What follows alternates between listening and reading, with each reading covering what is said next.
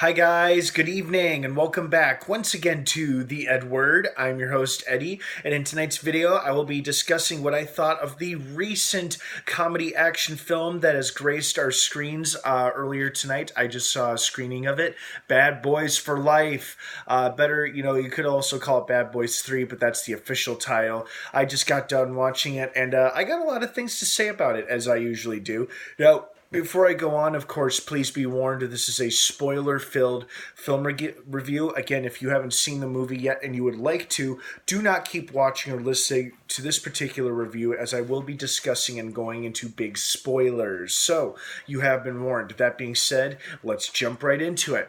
First and foremost, exciting, very entertaining movie, incredibly funny as well, and then also had a lot of surprising backstory and character depth to it. I mean, I knew our villain was going to be a baddie, as they usually were, but to then to have such a deep personal connection to one of your leading characters, and then your leading character to come to the realization, oh, he's my son, I was like, what? And it was quite surprising, a good surprise. I was very pleasantly surprised with how they made that reveal. I also like seeing, this is going to sound odd, but I like seeing the deterioration in the relationship between Mike and Marcus.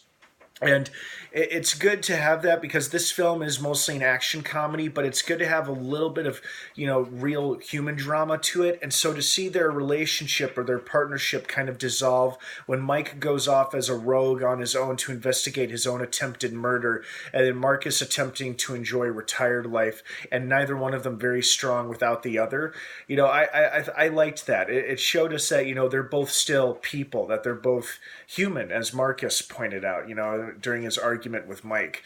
And wow, what a shocking blow and a sudden surprise that was when they killed the captain. A likable, strong supporting character like Captain Howard, who's been with them all throughout the franchise up until this point, and they straight up murdered him. And who should kill him but Will Smith's, son? And I was just like, wow, I'm trying to wrap my brain around so many things right now.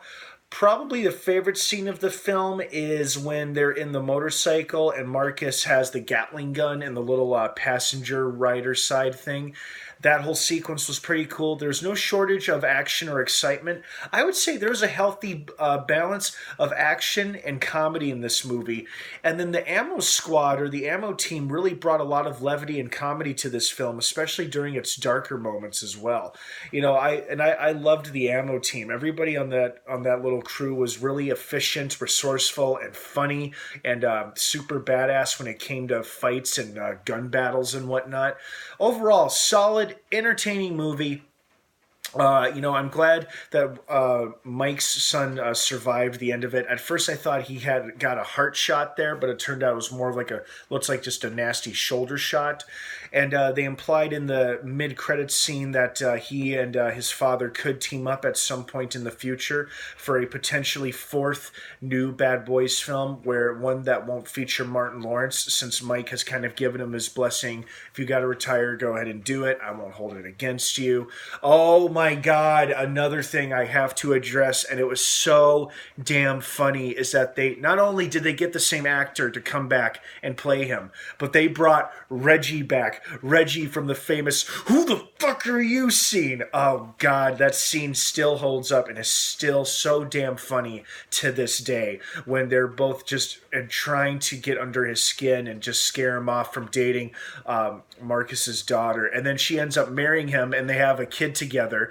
And it seems like, Mike and Marcus have really come around to liking him. And they got the same exact actor to play him too, which was even better. That was so damn funny to me. Like, all these years later, they track it down that actor and they convince him to play that role again. That is so awesome to me. That alone was one of the biggest laughs of the movie, and it happened so early on, and that immediately kind of set the tone for what kind of humor was going to be in this film, and it really helped. Also, just the banter and chemistry between Will Smith and Martin Lawrence, it's comedy gold when you get the two of them together. And then when they're just riffing on each other, even in the height of an action-packed sequence, just makes it all the better. I loved the way that the main villain died. Mike's ex-girlfriend, I guess, how she perished in the fires, and then I also loved a lot of the action sequences. You know, they were pretty awesome and well done. You know, we had a couple of good gunfights. We had a couple, like at least two awesome car chase sequences. We had all the right things that make for a good recipe that makes for a good buddy action cop film, which what this essentially was. It just had a couple of surprising turns and twists to it that we weren't expecting, but I think that's what made it a better film. The fact that we had a couple of twists and turns plot wise that we weren't really expecting. And I liked that.